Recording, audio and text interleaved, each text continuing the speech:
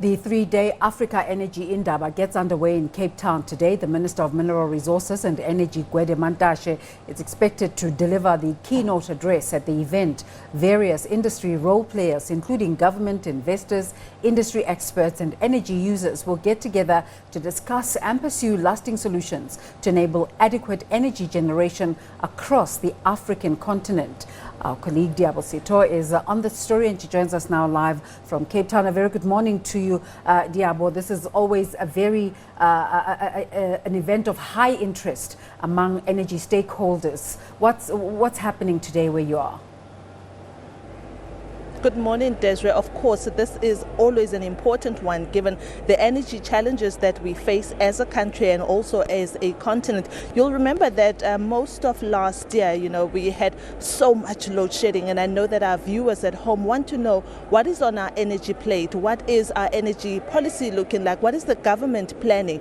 So in just about 20 or so minutes, I think, the minister will be taken to the podium, and I hope that it will be a little bit sooner because he was scheduled to speak at exactly 9 o'clock, but I understand that he hasn't even taken to the podium late. Of course, this is not a surprise. These things happen at conferences and the likes, but what is important is to hear from him what the South African government is thinking with how to deal with energy challenges that I just mentioned. Particularly, we've seen the issue of load shedding and how it has impacted on the economy, on small businesses as well as big businesses.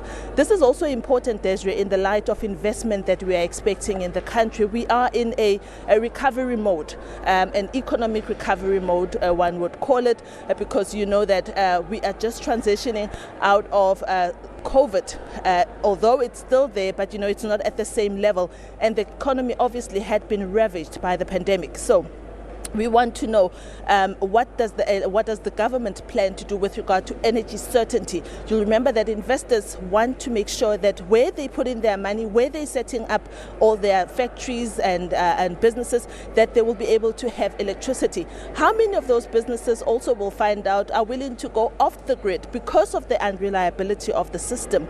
And as you can see, I am in the exhibition center, as is custom with these conferences, where you'll find a lot of companies that are in the energy sector. They will be exhibiting, and I will be speaking to them throughout the week to find out, what is there that we can use. The minister also will be talking about the IPPs and what role the renewable energy will be playing. So there's a lot that's going to be happening this week, and we will be bringing this rolling coverage to you as the SABC. Desiree. Well, usually there is also civil society activity around this event. Do we know what's happening outside on the sidelines of the conference? Yeah, it is really a norm that you'd find those NGOs such as your Greenpeace and all of those NGOs that they would be protesting. So far, we have not heard word about whether they'll be coming to protest. I think it's also because most of this conference, Desiree, is virtual.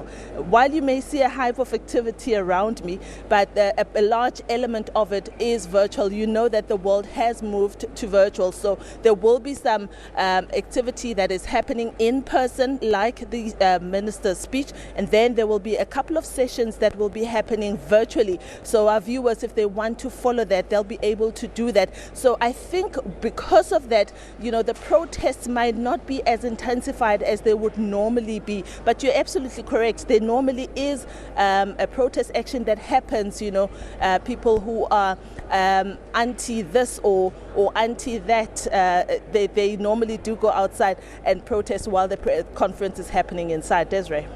Liabo, can't wait to hear more of what comes out of this conference. Thank you so much for setting the scene for us. Of course, we'll await that keynote address by the Minister of Minerals and Energy, Gwede Mantashe.